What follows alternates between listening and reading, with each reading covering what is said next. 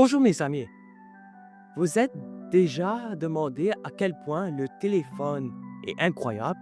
Avec un petit appareil, vous pouvez avoir accès à presque toutes les informations du monde, tout en pouvant parler avec des personnes à l'autre bout du monde, sans que vous soyez avec eux. Vous pouvez même les voir et parler avec eux. N'est-ce pas la technologie incroyable?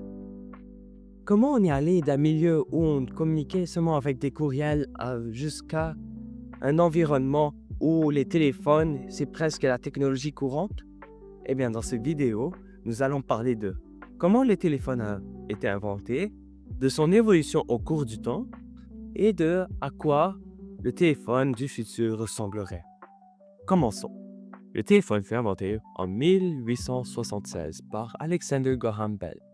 Il était un enseignant qui aidait les enfants malentendants à percevoir les sons. Il a fait plusieurs expérimentations telles que observer une oreille humaine afin de pouvoir comprendre le concept du son. Après plusieurs essais et erreurs, il finit par inventer le tout premier téléphone. Ensuite vient le téléphone d'Adair. Elle a été inventée vers les années 1880. Elle était inventée pour rendre l'utilisation du téléphone plus pratique à l'utilisation. Ceci inclut un microphone, un écouteur ainsi qu'un bouton d'appel. Le prochain modèle s'appelle le 1000D. Ce téléphone était inventé vers les années 1892 et il était le dernier de son siècle. Elle aussi inclut un microphone bien plus amélioré, 2 écouteurs latéraux, ainsi qu'un bouton d'appel, comme le téléphone d'Adèle. Par contre, pour l'utiliser, c'était différent. Il fallait que tu appuyais le bouton d'appel 3 à 4 fois et attendre à la sonnerie pour avoir contact non avec la personne que tu souhaites téléphoner, mais l'opératrice, puisque à l'époque, c'est la seule façon de connecter les appels. Tu vas dire à qui tu voudrais-tu appeler à l'opératrice et elle va te diriger l'appel. Et c'est comme ça que la communication fonctionnait à l'époque. Le prochain téléphone qui apparaît s'appelle le Marti. Le Marti ressemble comme à peu près à la même chose que le 1000D. Et seul changement apporté, c'est que tu n'as plus besoin d'appuyer le bouton d'appel autant de fois, seulement une fois, et elle utilise un courant alternatif pour alerter l'opératrice. Elle fut inventée en 1910. Ce modèle de téléphone a été inventé à cause du manque d'amélioration apportée et la demande du peuple.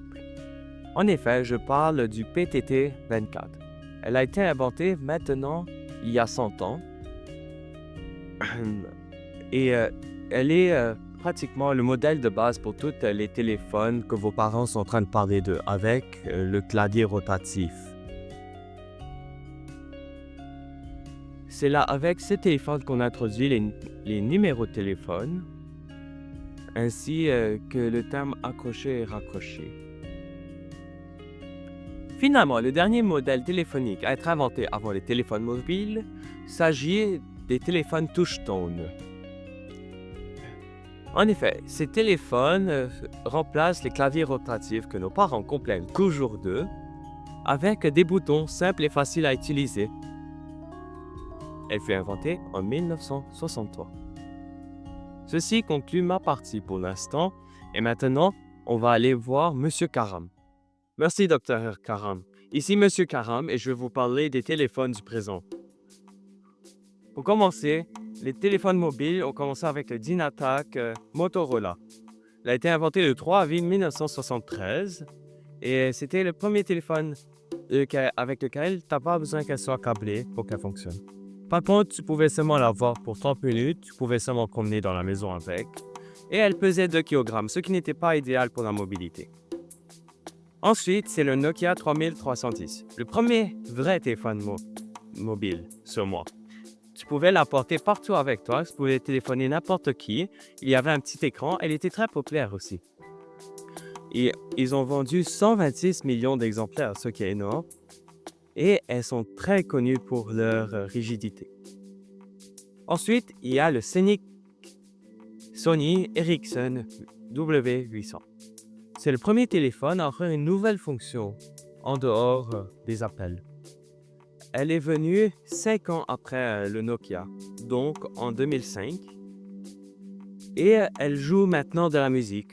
En plus, elle a ce premier téléphone à offrir des services Bluetooth et d'offrir le mode avion. Le 4e modèle s'agit du RIM BlackBerry 6230. C'était le premier téléphone à offrir un clavier au complet. Pourquoi? Eh bien, c'est parce que c'est aussi le premier téléphone à offrir un système de messagerie.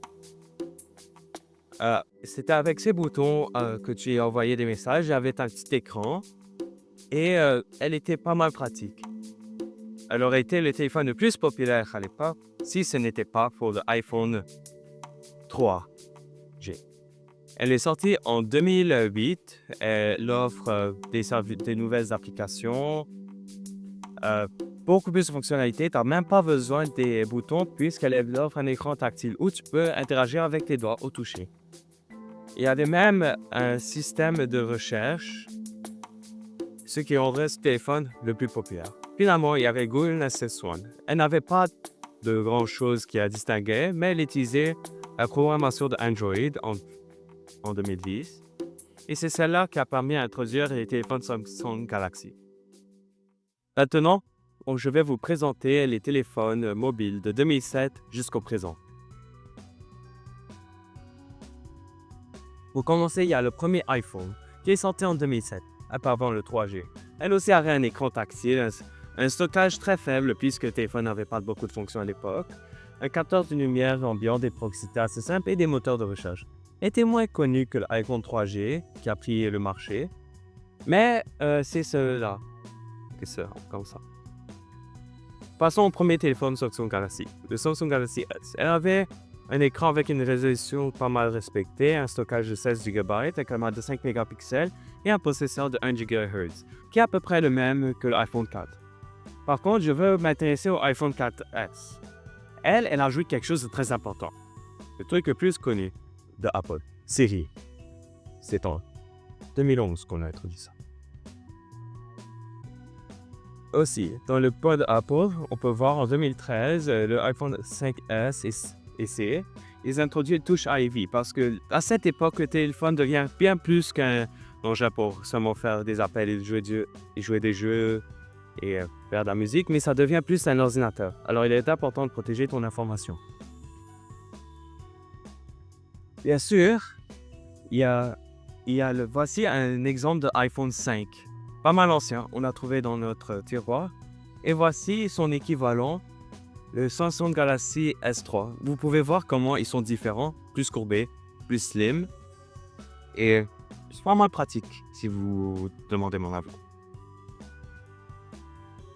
Maintenant, aux côtés d'Apple, ils sont en train de dominer le marché avec Apple Pay parce que maintenant, tu as de l'argent dans ton téléphone et iCloud qui te permet d'envoyer des choses, des stockages en dehors de ton téléphone.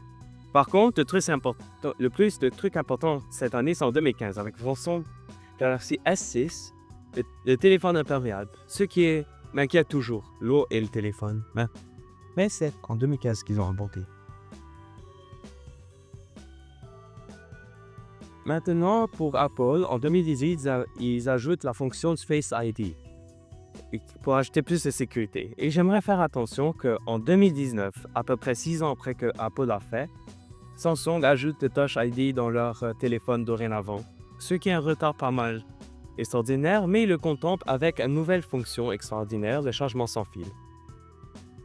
Et pour continuer, l'année 2020-2021, rien grand-chose a changé, mais c'est en 2022 que le Samsung Galaxy ajoute le S10, qui est pratiquement un petit crayon que tu vas utiliser pour dessiner sur ton cellulaire. Ça ressemble un peu comme ça.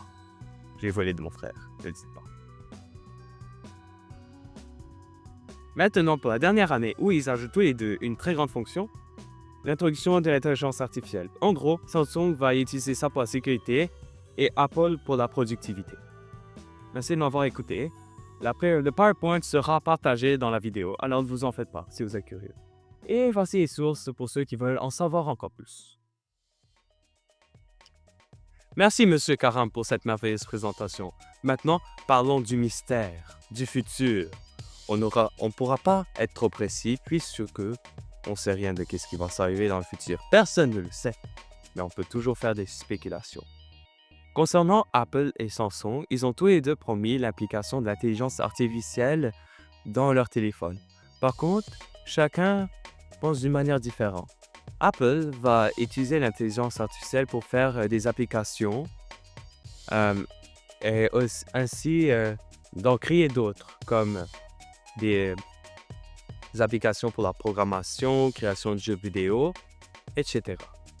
Samsung, à sa place, lui, va l'utiliser afin de faire un système de langage en signes, ainsi que la traduction de voix. Il va aussi faire des téléphones plus écologiques et va utiliser l'intelligence artificielle pour mieux protéger l'utilisateur. Maintenant, pour le futur lointain, on peut que faire des spéculations, comme je vous ai dit tout à l'heure. Concernant le format du téléphone, on peut prédire et imaginer que le téléphone n'aura même plus besoin d'un écran et aura un écran holographique à la place. Si elle serait faite de matériel dans le futur, on peut toujours estimer qu'elle sera super flexible, que tu pourrais plier et le former comme tu le veux. C'est vraiment une technologie incroyable. Aussi, on s'attend que le téléphone dans le futur va faire beaucoup de projections holographiques. Concernant l'utilisation du téléphone cellulaire dans le futur, on peut s'imaginer à beaucoup de choses. Par contre, ce qui est le plus important, c'est l'intelligence artificielle. On estime que dans le futur, l'intelligence artificielle aura beaucoup plus d'influence sur les téléphones qu'elle a aujourd'hui. On peut même voir son début cette année avec l'iPhone 16 et le Samsung Galaxy S24. On peut s'attendre qu'il y aura plusieurs nouvelles utilisées basées sur l'intelligence artificielle comme la transcription de langage et qu'elle va assister à la sécurité de l'utilisateur. Et cela conclut notre vidéo pour aujourd'hui. Merci beaucoup mes chers amis pour votre attention et j'espère que cette vidéo vous serait utile maintenant, dans le futur ou bien pour les autres membres de votre famille.